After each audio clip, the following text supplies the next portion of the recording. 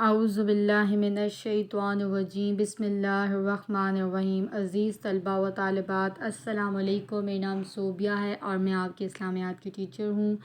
جماعت چہارم، باب صوم، سیرت طیبہ، سبق نمبر 1 نزول وحی۔ آج ہم اس کا مطالعہ کریں گے۔ غار حرا۔ غار حرا مکہ سے قریباً 3 کلومیٹر کے فاصلے پر جبل نور نامی ایک پہاڑ واقع ہے۔ اس پہاڑ میں ایک غار ہے جسے وہ غار حرا کہتے ہیں۔ حضرت محمد صلی اللہ علیہ وآلہ وسلم عبادت کی خاطر اکثر غار حرا میں تشریف لے جایا کرتے تھے۔ وہاں کئی راتیں وہ اللہ تعالیٰ کی عبادت میں مصروف رہتے تھے۔ نبی کریم صلی اللہ علیہ وسلم اپنے ساتھ کھانے پینے کا سامان لے جاتے تھے اور آپ صلی اللہ علیہ وسلم رمضان کا پورا مہینہ وہ اس غار میں وہ قیام فرماتے تھے، کائنات اور اس کو بنانے والی ذات پر غور و فکر کرتے، آنے جانے والے لوگوں کو کھانا کھلاتے۔ یہ یہ غار ہے، یہ غار حرا جس کی ہم ابھی بات کریں گے، جس میں حضرت محمد صلی اللہ علیہ وسلم وہ تشریف لے جایا کرتے تھے اور وہاں کئی راتیں اللہ تعالیٰ کی عبادت میں مصروف رہتے تھے۔ حضرت جبرائیل علیہ السلام کا پہلی وحی لانا۔ پہلی وحی سے کچھ عرصہ پہلے نبی کریم صلی اللہ علیہ وسلم کو خواب آنا شروع ہوئے۔ جو کچھ آپ صلی اللہ علیہ وسلم خواب میں دیکھتے تو وہ صبح سچ ثابت ہو جاتا۔ پہلی وحی کا آغاز تھا وہ رمضان المبارک کی 21 تاریخ کو رات کے وقت ہوا، جب حضرت جبرائیل علیہ السلام سورہ علق کی پہلی 5 آیات لے کر نبی کریم صلی اللہ علیہ وآلہ وسلم کے پاس تشریف لائے۔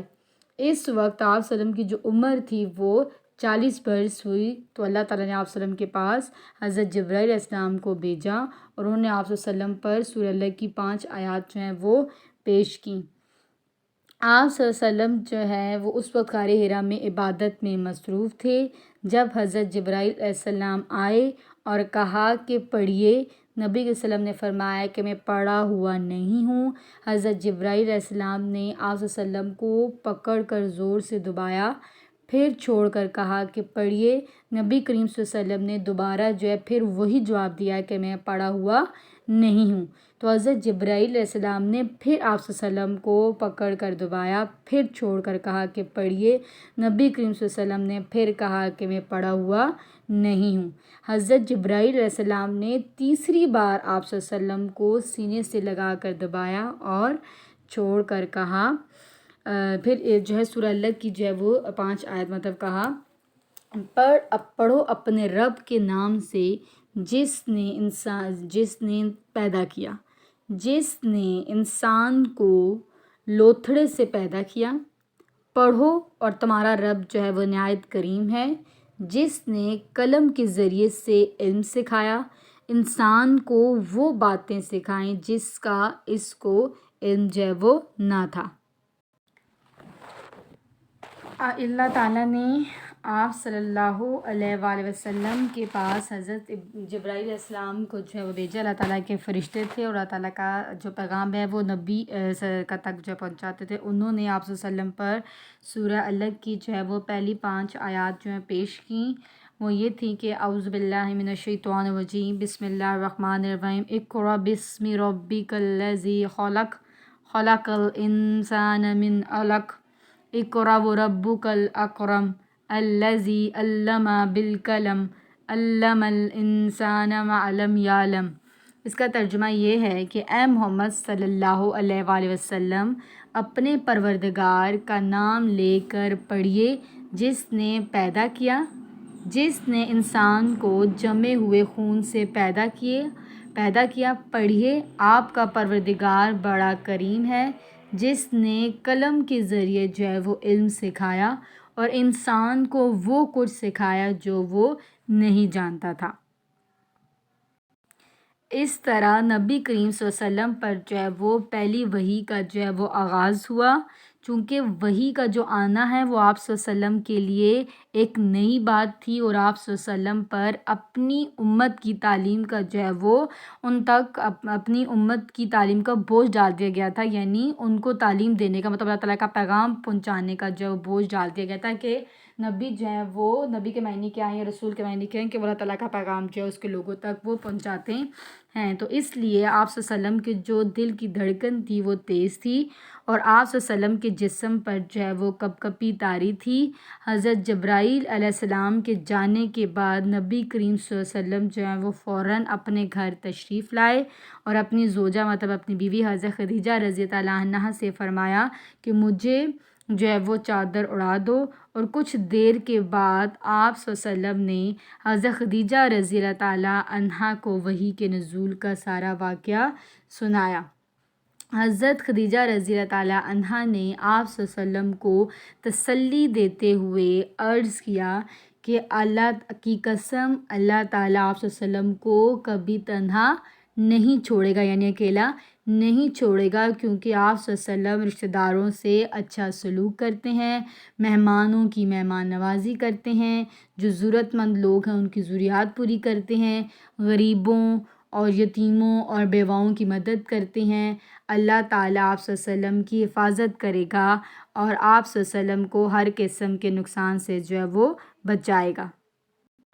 حضرت خدیجہ رضی اللہ تعالیٰ عنہا فوراً آپ صلی اللہ علیہ وسلم پر ایمان لے آئیں، اور آپ صلی اللہ علیہ وسلم کو اپنے چچا زاد بھائی جو ورقہ بن نوفل کے پاس لے گئیں، اور ورقہ بن نوفل جو تھے وہ تورات اور انجیل کے جو ہیں وہ عالم تھے، اور عربی زبان میں وہ اور عبرانی زبان بھی جو ہے وہ جانتے تھے۔ وہ اس وقت بہت بوڑھے اور نابینا جو ہے وہ ہو چکے تھے، مطلب ان کو دکھائی نہیں دیتا تھا، لیکن ورقہ نے حضور صلی اللہ علیہ وسلم سے سارا واقعہ سن کر کہا کہ یہ تو وہی ناموس یعنی فرشتہ ہے جس سے اللہ تعالیٰ نے حضرت موسیٰ علیہ السلام پر جو ہے وہ نازل کیا تھا، تو کاش اس وقت تک میں زندہ ہوتا جب آپ کی قوم جو آپ صلی اللہ علیہ وسلم کو مکہ سے نکال دے گی۔ ورقہ بن نوفل نے مزید کہا کہ اللہ تعالیٰ کا پیغام جو نبی بھی لایا اس کی قوم نے جو ہے وہ اس سے کیا کی، دشمنی کی، اور اگر میں نے آپ صلی اللہ علیہ وسلم کا زمانہ پایا میں آپ صلی اللہ علیہ وسلم کی ضرور جو ہے وہ مدد کروں گا۔ اس واقعے کے کچھ روز بعد مطلب چند دن بعد ورقہ بن نوفل کا جو ہے وہ انتقال ہو گیا، اور پہلی وحی کے وقت جو نبی کریم صلی اللہ علیہ وسلم کی جو عمر تھی وہ 40 برس یعنی 40 سال تھی، اور وحی کا آغاز یہ ظاہر کرتا ہے کہ آپ صلی اللہ علیہ وسلم جو ہے وہ اللہ تعالیٰ کا پیغام لوگوں تک پہنچا دیں۔ مختلف صورتیں یا آیات حسب ضرورت حالات و واقعات کے مطابق حضرت جبرائیل علیہ السلام کے ذریعے آپ صلی اللہ علیہ وسلم پر نازل ہوتی رہیں۔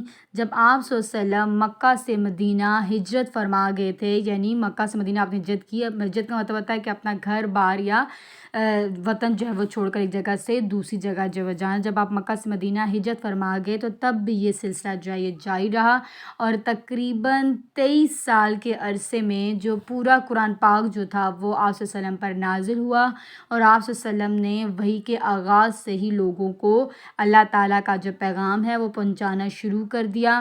اور عورتوں میں سب سے پہلے جو ہے وہ حضرت خدیجہ الکبریٰ جو ہے رضی اللہ عنہا جو ہے ایمان لائیں۔ وحی جو ہے وہ اللہ تعالیٰ کا وہ پیغام ہے، یا وحی کسے کہتے ہیں کہ جو اپنے نبیوں اور رسولوں پر حضرت جبرائیل علیہ السلام کے ذریعے نازل فرماتا ہے، یعنی وحی کسے کہتے ہیں کہ وہ اللہ تعالیٰ کا پیغام ہے، یعنی اللہ تعالیٰ کا قرآن مجید کا کلام ہے، یعنی اللہ تعالیٰ کا پیغام ہے۔ تو قرآن مجید کیا ہے، وہ اللہ تعالیٰ کا پیغام ہے، یعنی اللہ تعالیٰ کا جو ہے وہ کلام ہے۔ تو یہ جو ہم نے آج پڑھا تھا کہ پہلی وحی کی جو آیات تھی وہ سورہ الگ کی پہلی 5 آیات تھیں، اور اس کے بعد نبی صلی اللہ علیہ وسلم پر جو دوسری وحی جو نازل ہوئی تھی وہ سورۃ المدثر کی جو ہے وہ آیات پر مشتمل تھی، مطلب جو دوسری وحی جو آپ صلی اللہ علیہ وسلم پر نازل ہوئی تھی وہ سورۃ المدثر کی آیات جو ہیں وہ آپ صلی اللہ علیہ وسلم پر جو ہے وہ نازل ہوئی تھیں۔ اب ہم اس سبق کی مشق کرتے ہیں، مندرجہ ذیل سوالوں کے جواب دیں۔ یہ کام آپ نے اپنی نوٹ بک پر کرنا ہے۔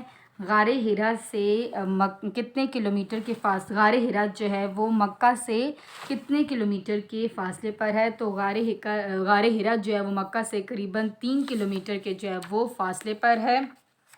پہلی وحی کا آغاز جو ہے وہ کب ہوا؟ پہلی وحی کا آغاز جو ہے وہ رمضان المبارک کی 21 تاریخ کو رات کے وقت ہوا۔ پہلی وحی میں حضرت جبرائیل علیہ السلام کس سورت کی آیات جو ہے وہ لے کر آئے؟ پہلی وحی میں حضرت جبرائیل علیہ السلام سورہ الگ کی آیات جو ہیں وہ لے کر آئے۔ پہلی وحی کے وقت آپ صلی اللہ علیہ وسلم کی جو طبیعت تھی وہ کیسی تھی؟ آپ صلی اللہ علیہ وآلہ وسلم کے دل کی دھڑکن جو تھی وہ تیز تھی، اور آپ صلی اللہ علیہ وسلم کے جسم پر کپ کپی جو ہے وہ طاری تھی۔ حضرت خدیجہ رضی اللہ عنہا نے آپ صلی اللہ علیہ وسلم حضرت خدیجہ رضی اللہ عنہا نے آپ صلی اللہ علیہ وسلم کو کیا کہہ کر تسلی دی؟ تو حضرت خدیجہ رضی اللہ عنہا نے تسلی دی کہ اللہ تعالیٰ آپ صلی اللہ علیہ وسلم کو بے یار و مددگار نہیں چھوڑے گا، کیونکہ آپ صلی اللہ علیہ وسلم اپنے رشتہ داروں سے اچھا سلوک کرتے ہیں، حاجت مندوں کی حاجت پوری کرتے ہیں، مہمانوں کی جو ہے وہ مہمان نوازی کرتے ہیں، مصیبت زدوں کی جو ہے وہ مدد کرتے ہیں۔ اللہ تعالیٰ جو ہے وہ آپ صلی اللہ علیہ وسلم کی حفاظت کرے گا اور ہر نقصان سے جو ہے وہ بچائے گا۔ امید کرتی ہوں کہ یہ سبق آپ کو سمجھ آیا ہوگا۔ اپنا خیال رکھیے گا۔ خدا حافظ۔